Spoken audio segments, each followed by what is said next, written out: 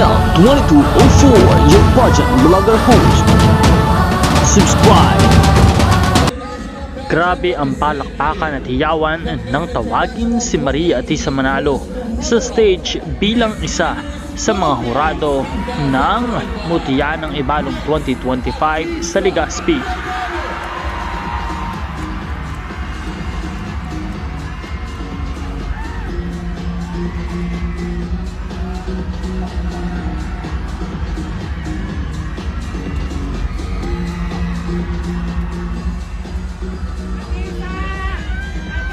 Magandang araw Pilipinas and good day pageant lovers. This is another exciting update sa world of beauty pageants.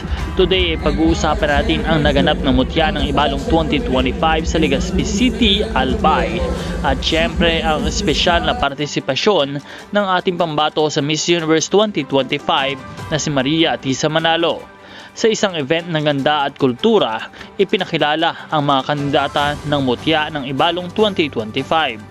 Ang kompetisyon na ito ay taunang ipinagdiriwang sa Albay, kung saan ipinapakita ang talento, talino at kagandahan ng mga kababaihang Albayanyo. Ngunit hindi lang ang mga kandidata ang nagbigay saya sa lahat ng mga manunood.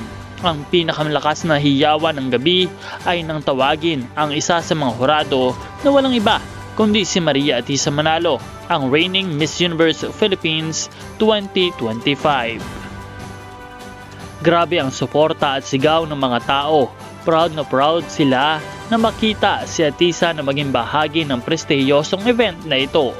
Ang kanyang presensya ay nagbigay ng dagdag prestihiyo sa pageant at isang patunay na siya ay hindi lamang pambato ng bansa kundi isa ring inspirasyon sa bawat Pilipina. Talagang isang napakaganda at karagdagang achievement ito para kay Atisa Manalo. Ang pagiging hurado ni Atisa sa Mutya ng Ibalong 2025 ay isa na namang mahalagang achievement na ipinapakita na siya ay kinikilala hindi lang sa national level kundi pati na rin sa mga lokal na pageant. Isa rin itong paraan upang mas makilala niya ang iba't ibang kultura at tradisyon sa bawat bahagi ng Pilipinas.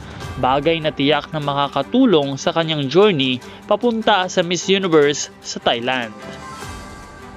Kaya naman congratulations sa bagong kinoronahan ng Mutya ng Ibalong 2025 at maraming salamat Legazpi Albay sa mainit na pagtanggap kay Atisa Manalo. Truly, every step she takes is another milestone, proving that she is more than ready to raise our flag on the Miss Universe stage. Once again, this is your pageant update, and don't forget to like, share, and subscribe for more beauty queen news and vlogs.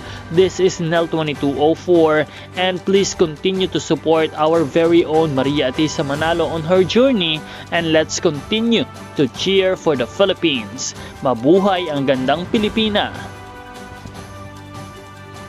Maraming salamat sa inyong panonood at maraming salamat din sa inyong patuloy na pagsuporta. Nawa ay huwag kalimutan na mag-subscribe para sa lahat ng mga bagong balita at mga bagong updates.